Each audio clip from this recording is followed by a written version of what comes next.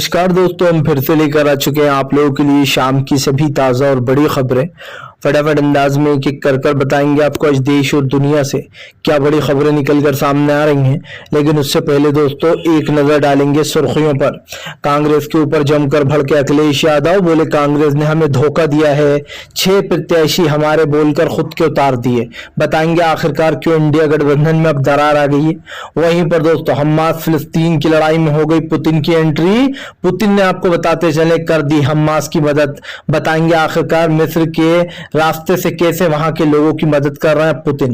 वहीं पर अगली बड़ी खबर में हम आपको बताएंगे दोस्तों, दरअसल आपको बताते चले इजराइल की बढ़ गई मुश्किलें। तमाम मुस्लिम देशों ने किया इजराइल का बायकॉट। अब नहीं हो रहा इजराइल के साथ कोई भी जो है यहाँ पर संबंध रखा जाएगा, ना ही आपको बताते चले जो है बिजनेस का और ना ही जो है दूसरा राजनीतिक।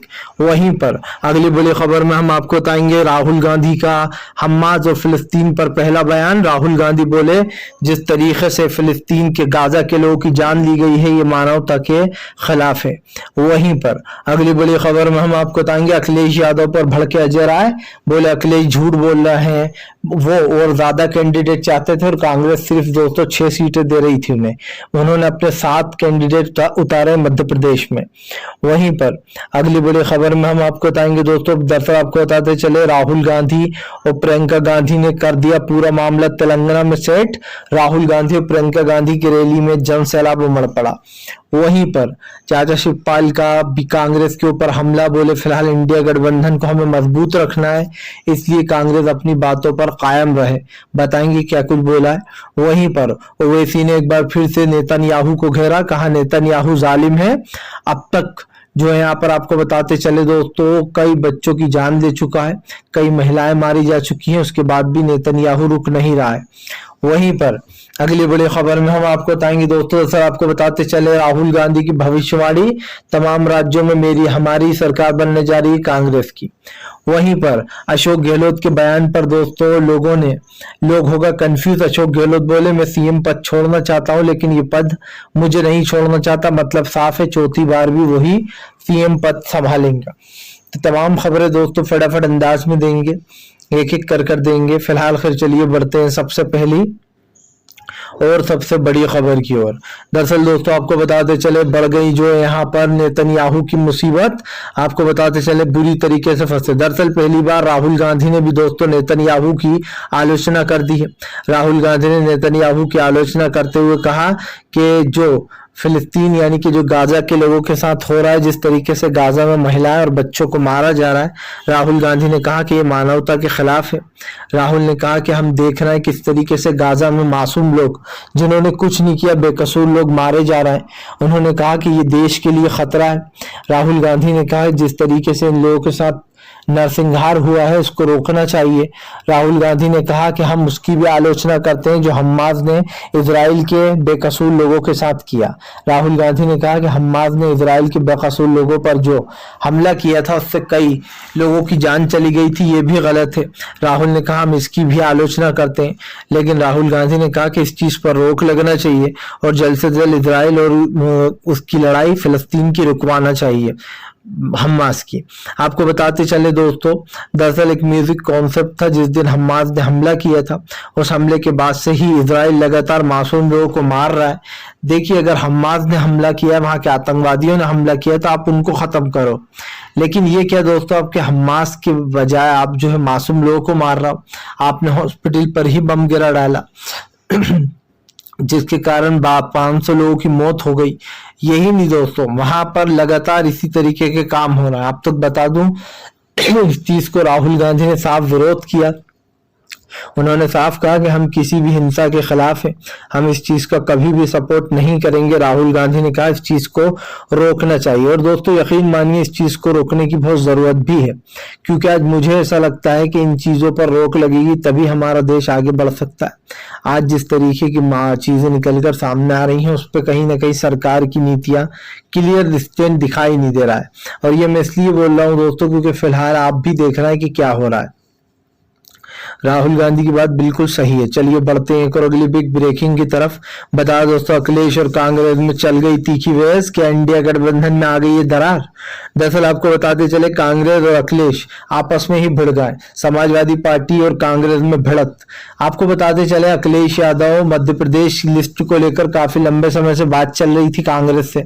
कमलनाथ ने भी कहा था कि हमें हमारी भी वो देखना पड़ेगी कि हम कहां पर कंफर्टेबल हैं, वरना हम फिर गठबंधन मतलब इसमें विधानसभा नहीं होगा। और दोस्तों, ये गठबंधन मेन जो है वो लोकसभा चुनाव के लिए हुआ है, ना कि विधानसभा के लिए। लेकिन फिर भी विधानसभा में भी कांग्रेस ये निभा रही है। आपको बताते चले, अजय राय कई दिनों से ये आरोप लगा रहे हैं कि अखिलेश यादव को घोषित सीट जिताने में हमारा पूरा हाथ है। और ये बात झूठ भी नहीं है दोस्तों, ये बात सच है, वरना अब तक अखिलेश यादव सिर्फ चुनाव हार रहे थे जितने भी उपचुनाव हो रहे थे।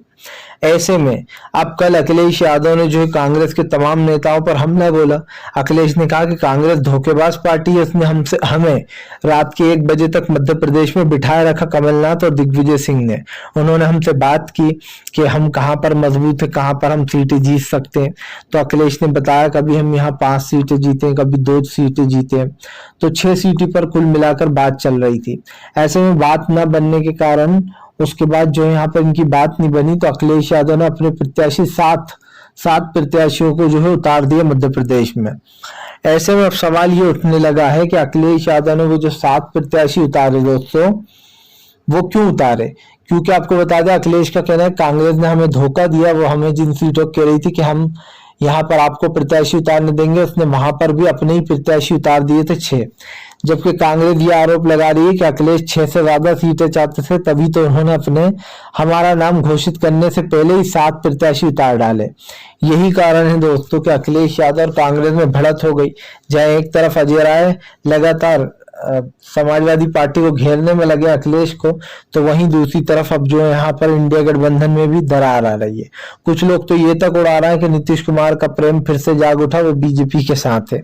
मतलब अजीब और गरीब बयान। चलिए बढ़ते हैं एक और अगली बिग ब्रेकिंग की तरफ। बताया दोस्तों, अगली जो बड़ी खबर निकल कर आ रही है, नेतन्याहू की बढ़ गई मुश्किलें, 27 टन मानवीय सहायता भेजेगा रूस। आपको बताते चले दोस्तों, मिस्र के जरिए, मिस्र के रास्ते पर जो है यहाँ पर रूस ने खास करके फिलिस्तीनियों के लिए, हमास के लिए अपनी जो है मदद भेज दी है। दरअसल आपको बता दें, हमास के लोगों के लिए पानी, खाना सब कुछ बंद कर दिया गया है। इजराइल के द्वारा ये सब कुछ बंद करने पर लोगों में काफी कुछ जो है यहाँ पर चीजें वो हो गई, क्योंकि वहां पे मासूम लोग मारे जा रहे हैं। जाहिर सी बात है दोस्तों, अगर इजराइल कहता है कि हम भैया खाना पानी सब बंद कर रहे हैं, तो क्या हमास में सिर्फ दोस्तों वही लोग रहते हैं जिन्होंने हिंसा फैलाई? वो भी तो रहते हैं जिनका विचार होगा इस चीज से कुछ लेना देना ही नहीं है, हम फिलिस्तीन हो, हमास हो या गाजा हो दोस्तों। लेकिन लगातार आपको बताते चले, जो इजराइल है उसने खाना पानी सब बंद कर दिया है। जिसके बाद आपको बता दें, अब पुतिन इस लड़ाई में कूद पड़े। रूस के राष्ट्रपति पुतिन ने जो है वो 27 टन मानवीय सहायता भेजी है, और ये सहायता रूस के जो मिस्र के रास्ते से भेजी गई है। आपको बताते चले, उन्होंने सीधे सीधे इजराइल को घेर लिया। रूस के जो राष्ट्रपति हैं पुतिन ने साफ कहा कि फिलहाल हम वहां की मदद करेंगे, और इसीलिए आपको बताते चले 27 टन जो है यहाँ पर मानवीय सहायता भेजी गई है तमाम एरोप्लेन से। ऐसे में ये कहना गलत नहीं होगा कि अब रूस ने मुश्किलें बढ़ा दी हैं कहीं ना कहीं तमाम विपक्ष की, क्योंकि जो लोग सपोर्ट कर रहे हैं दोस्तों इजराइल के इस आतंकवादी रुख का, मुझे नहीं लगता कि वो लोग सही हैं। क्योंकि अगर आप सच्चाई को सपोर्ट करते हो तो फिर आपको ये भी पता होना चाहिए कि इस वक्त रूस कर क्या रहा है, कैसे वहां के मासूम लोग की जाने वो ले रहा है। और मुझे एक चीज साफ दिखाई दे रही है दोस्तों, फिलहाल इजराइल को मुस्लिम देश ही सबक सिखाएंगे, तमाम लोग जब एकजुट हो जाएंगे तो। फिलहाल चलिए बढ़ते हैं एक और अगली बिग ब्रेकिंग की तरफ। बताया दोस्तों, अगली जो बड़ी खबर निकल कर आ रही है, आपको बता दें, अशोक गहलोत बोले मैं तो सीएम पद छोड़ना चाहता हूं, लेकिन ये पद मुझे नहीं छोड़ना चाहता। दरअसल दोस्तों सबको पता है कि चौथी बार भी सीएम अकेले वही बनेंगे, अशोक गहलोत। क्योंकि कांग्रेस अगर जीतती है तो अशोक गहलोत ही सीएम पद संभालेंगे। और देखा जाए तो कांग्रेस का पल्ला भारी भी है, राजस्थान में, मध्य प्रदेश में, छत्तीसगढ़ में, हर जगह।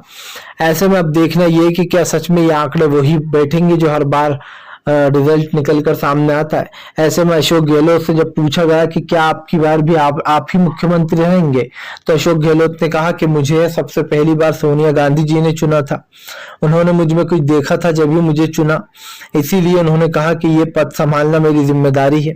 उन्होंने कहा कि राजस्थान की जनता के लिए मैं हमेशा काम करता रहूंगा और इनसे ही जुड़ा रहूंगा, यहीं रहना चाहता हूं। यही कारण है दोस्तों जो एक बार फिर से ये कयास लगाए जाने वाला लगे कि अशोक गहलोत ने अभी से ये दावा ठोक दिया कि वही सीएम पद के उम्मीदवार होंगे, और ये बात सच भी है कि वही उम्मीदवार होंगे, वही सीएम होंगे। लेकिन दोस्तों सचिन पायलट को भी एक बड़ी जिम्मेदारी दी जाएगी जो कि सचिन पायलट संभालते हुए नजर आएंगे। लेकिन सचिन पायलट ने एक बार कांग्रेस को धोखा दे दिया है, कांग्रेस इस बात का ध्यान रखे। मुझे ऐसा लगता है दोस्तों सचिन पायलट बहुत चालाक है, अगर उसको दोबारा मौका मिल जाए तो वो कांग्रेस को की सरकार गिराकर सिंधिया की तरह खेल कर सकता है। इसीलिए सचिन पायलट के ऊपर उतना ही भरोसा करना चाहिए कांग्रेस को जितना वो कर सकती है। मतलब इतनी पावर भी नहीं देना चाहिए कि सचिन पायलट के पास इतनी पावर हो कि सरकार गिरा दे या मंत्रियों को अपने साथ कर ले, क्योंकि एक चीज साफ दिखाई दे रही, पिछली बार जो सचिन पायलट ने किया था उसके बाद तो लोगों को पता चल ही गया था, अशोक गहलोत ने क्योंकि फोन टैपिंग वगैरह कराई थी तो उन्हें पता था कि ये क्या करने वाले हैं। फिलहाल चलिए बढ़ते हैं एक और अगली बिग ब्रेकिंग की तरफ। बता दोस्तों अगली जो बड़ी खबर निकल कर आ रही है आपको बताते चले दोस्तों, चाचा शिवपाल ने अखिलेश का समर्थन। शिवपाल बोले कांग्रेस को जो है इंडिया गठबंधन का मान रखना चाहिए क्योंकि ये गठबंधन को हमें मजबूती से आगे लेके चलना है। दरअसल दोस्तों अभी तो विधानसभा चुनाव ही शुरू हुए हैं, ऐसे में पार्टियों में दरार पड़ रही है। हालांकि आपको बता दें सारी पार्टियों को पता है मेन ये लोकसभा का है, लेकिन अखिलेश यादव ने एक बात कही कि अगर हमें पता होता कि सिर्फ ये लोकसभा के लिए तो फिर हम सोचते, हम बात भी नहीं करते कांग्रेस वालों से, फिर हम सोच के जवाब देते। लेकिन दोस्तों आप समझिए अखिलेश यादव शायद भूल गए कि घोसी का चुनाव जिताने में उन्हें एक बड़ा हाथ कांग्रेस का है। ऐसे में अखिलेश यादव अगर ऐसा रुख दिखाएंगे तो बीजेपी ने दोस्तों बार बार हराएगी और पटकनी भी देगी, क्योंकि अखिलेश यादव अभी इतने मजबूत नहीं हुए उत्तर प्रदेश में कि वो अपने बल पर चुनाव लड़ लें और जीत भी जाए। हमने देखा कितनी बार विधानसभा वो चुनाव हुए, उपचुनाव, उन सारे चुनाव में अखिलेश हार जाते थे, लेकिन पहली बार जब घोसी में विपक्ष ने सहारा दिया तो कहीं ना कहीं अखिलेश को जीत भी मिली।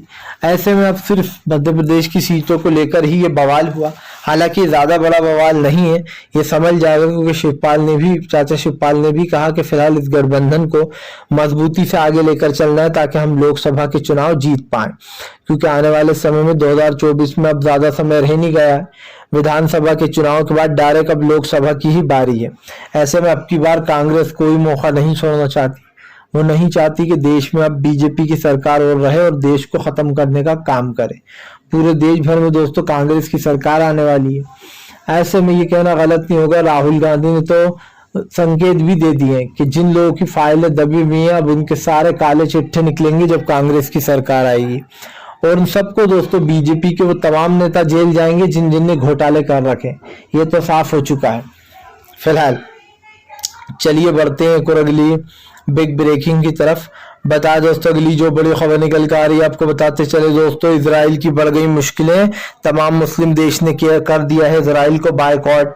दरअसल आपको बताते चले लगातार इजराइल की मुश्किलें बढ़ती जा रही हैं दोस्तों, और इजराइल की मुश्किलें बढ़ने का कारण ये कि जो 57 मुस्लिम देश ओआईसी का संगठन है उसने कहीं ना कहीं जो दोस्तों एक तरीके से हमला बोल दिया है। 57 मुस्लिम देश ओआईसी के संगठन ने साफ कहा है कि अपना कोई राजनीतिक और ना ही कोई बिजनेस के तौर पर इजराइल से संबंध रखेगा। उन्होंने कहा कि अगर इजराइल के साथ कोई संबंध रखता है या फिर राजनीतिक या फिर बिजनेस के रूप से तो उसको भी संगठन से बाहर कर दिया जाएगा। आपको बताते चले मुसीबत तब बढ़ गई जो है नेतन्याहू की, जब मासूम लोगों के ऊपर बम गिरा दिया गया। बताया जाता है इस हॉस्पिटल को उड़ाने में नेतन्याहू का ही हाथ है और उसने बहाना ले रखा है, एक एक कर वो जो है यहाँ पर दोस्तों मासूम लोगों को मार रहा है। इसी के कारण आपको बता दें सबसे बड़ा धक्का जो है वो ईरान से लगा है, क्योंकि ईरान ने सबसे पहले ये ऐलान कर दिया था कि अमेरिका और नेतन्याहू मिले हुए हैं, ये दोनों मिलकर वहां के मासूम लोगों के ऊपर, मुस्लिमों के ऊपर हमले कर रहा है। हालांकि दोस्तों जैसे कि हमने कहा ईरान पीछे से मदद करता है ये माना जाता है, लेकिन एक चीज और साफ है, ईरान को घेरने के लिए इस बार जबरदस्त तरीके के जो यहाँ पर प्लान भी बना रखा है, क्योंकि ईरान को घेरना चाहता है इसराइल की पूरी कोशिश है कि वो किसी तरीके से ईरान को भी अपने निशाने पर ले ले, लेकिन आपको बता दें ईरान के सामने टिक नहीं पाएगा इसराइल, क्योंकि इस वक्त काफी मुस्लिम देश उसके साथ खड़े हुए हैं। सब लोग चाहते हैं कि फिलहाल वो उन लोगों की मदद करें, और ये होना भी चाहिए, क्योंकि फिलिस्तीनियों को बचाने के लिए जो भी करना पड़े करना होगा दोस्तों, क्योंकि ये देश के लिए खतरनाक है। इस लड़ाई को रोकना बहुत जरूरी है। ये लड़ाई बढ़ती चली जा रही है और इसका सबसे बड़ा रीजन आप देख चुके हैं। मैंने पहले भी कहा है कि फिलहाल इस लड़ाई को रोकने के लिए दोस्तों बहुत बड़ी कीमत चुकानी पड़ेगी जो है इसराइल को। फिलहाल चलिए बढ़ते हैं एक और अगली बिग ब्रेकिंग की तरफ। बताया दोस्तों अगली जो बड़ी खबर निकल कर आ रही है, आपको बताते चले दोस्तों, भारतीय जनता पार्टी को लगा एक और बड़ा झटका। संजय रावत ने खोला बीजेपी के खिलाफ मोर्चा। संजय रावत बोले फिलहाल जितने भी लोग ईडी सीबीआई की शिकस्त में वो सब बीजेपी की राजनीति का शिकार है। आपको बताते चले संजय रावत का कहना है सिर्फ विपक्ष पर ही ईडी सीबीआई की कार्रवाइयां हो रही हैं, जबकि बीजेपी एक हमास जैसा ही आतंकवादी संगठन है जो ईडी और सीबीआई का दुरुपयोग करता है। उन्होंने कहा हमास जैसे एक आतंकवादी संगठन है वैसे ही बीजेपी भी एक आतंकवादी संगठन है। उन्होंने कहा इनका आतंकवाद ईडी और सीबीआई की तरह है। वो लोग मासूम लोगों के ऊपर, जिन लोगों ने कुछ भी नहीं किया, उनके ऊपर छापे पड़वाते हैं और सीबीआई और ईडी की कार्रवाइयां करवाते हैं। देखिए दोस्तों, ये तो खैर मैं 100% कह सकता हूँ उससे कि कोई भी एक भी नेता ईमानदार तो नहीं होता। सबने कुछ ना कुछ घोटाले तो कर रखे हैं, थोड़े बहुत सभी करते हैं, इस बात को तो आप भी मानते होगे, लेकिन छोटे मोटे चलते हैं। लेकिन ईडी और सीबीआई की कार्रवाई दोस्तों सिर्फ विपक्ष पर ही क्यों होती है? क्या बीजेपी के नेता दूध के धुले? बीजेपी के तमाम नेताओं की संपत्तियां 10-10 गुना बढ़ गई हैं, 4-4 गुना बढ़ गई हैं, 5-5 गुना बढ़ गई हैं, लेकिन उनके ऊपर कोई कार्रवाइयां नहीं हो रही। उनके ऊपर कार्रवाई तब होगी जब कांग्रेस की सरकार आएगी। और यकीन मानिए इन सब की पोले खुलेंगी जो अभी बीजेपी का साथ देते हैं और जो बीजेपी के लिए झंडा उठाकर चलते हैं। इन सब की जो संपत्तियां बढ़ रही हैं, कांग्रेस ही इनको लपेटे में लेगी। आने वाले समय में जिन लोगों ने जिसको जेल डालकर में बहुत मजा आया है, वो लोग खुद भी जब जेल में जाएंगे दोस्तों तब मजा आएगा। क्योंकि जाहिर सी बात है दूसरे को भेजना तो बहुत अच्छा लगता है, लेकिन जब खुद के ऊपर वो कार्रवाई होती है तो इंसान कहता है मैं तो भैया कुछ नहीं किया, मैं तो बहुत संत आदमी हूँ। फिलहाल चलिए बढ़ते हैं एक और अगली बिग ब्रेकिंग की तरफ। बता दो अगली जो बड़ी खबर निकल कर आ रही है, कमलनाथ का बड़ा बयान। बोले हमारी बात नहीं बनी अखिलेश यादव से, इसलिए हमने उतारे अपने प्रत्याशी। दरअसल आपको बता दें मध्य प्रदेश में अखिलेश यादव पूरी 6 से ज्यादा सीटें मांग रहे थे बताया जा रहा है, लेकिन कमलनाथ 6 से ज्यादा सीटें देने नहीं चाहती थी कांग्रेस। ऐसे में अखिलेश यादव ने अपने 7 प्रत्याशी उतार दिए कांग्रेस की लिस्ट से पहले ही। अब अखिलेश जहां एक तरफ कह रहे हैं कि उन्होंने हमसे वादा किया कि हम 6 प्रत्याशी देंगे आपको, और फिर खुद ने उतार दिए उनके 6 प्रत्याशी। लेकिन दोस्तों सवाल सिर्फ ये नहीं है, सवाल ये है कि फिलहाल अखिलेश यादव एक चीज को क्यों नहीं समझ रहा है कि मेन अभी विधानसभा नहीं लोकसभा में बीजेपी को हराना बहुत ज्यादा जरूरी है। इसलिए अखिलेश को थोड़ा सा कंट्रोल करके चलना चाहिए। अगर वो सच में चाहते हैं कि उत्तर प्रदेश से बीजेपी हट जाए, देश से हट जाए, एक बार देश से बीजेपी हटी तो उत्तर प्रदेश से हटने में देर नहीं लगेगी, क्योंकि उत्तर प्रदेश एक ऐसा राज्य है जहां दोस्तों बीजेपी मदद कर रही है कहीं ना कहीं योगी आदित्यनाथ की केंद्र में रहकर। ये लोग आधी से ज्यादा मदद तो केंद्र में रहकर ही करते हैं, क्योंकि अगर केंद्र की में बीजेपी नहीं होती दोस्तों तो अब तक योगी की सरकार गिर गई होती, क्योंकि वहां पर कुछ काम तो हुआ नहीं है। ये आप भी जानते हैं उत्तर प्रदेश से लेकर तमाम राज्यों में क्या चल रहा है, कोई पूछे कुछ भी नहीं भैया। यहाँ पर हमें कुछ काम दिखाई क्यों नहीं देता? मध्य प्रदेश में हो, ये तमाम राज्य हैं, ये आप भी देख रहा हूँ, मैं भी देख रहा हूँ। मध्य प्रदेश में भी कुछ नहीं किया बीजेपी ने, और तमाम जहां बीजेपी की सरकारें हैं वहां पर लोग कैसे परेशान है ये आप देख ही रहे हैं। सिर्फ बीजेपी वादे करती है, उन वादों को निभाना बीजेपी के बस की बात नहीं है। और मुझे ऐसा लगता है दोस्तों आने वाले समय में जनता ही बीजेपी को सबक सिखाएगी, क्योंकि इस बार जनता ने सोच लिया है कि भारतीय जनता पार्टी को सत्ता से बाहर करेंगे, और ये इस देश के लिए दोस्तों बहुत जरूरी है। क्योंकि मुझे भी ऐसा लगता है बीजेपी देश में महंगाई, गरीबी, बेरोजगारी जैसे मुद्दों को बढ़ावा देती है, और इन चीजों पर भी दोस्तों कहीं ना कहीं सरकार की नीतियां साफ दिखाई दे रही हैं। फिलहाल हम तो आपसे यही कहेंगे कि अगर आपको हमारा वीडियो अच्छा लगता है तो इसको लाइक करें, चैनल पर पहली बार आए सब्सक्राइब करें, ताकि ऐसे वीडियो आपको आगे भी मिलते रहें और आप हमसे जुड़े रहें।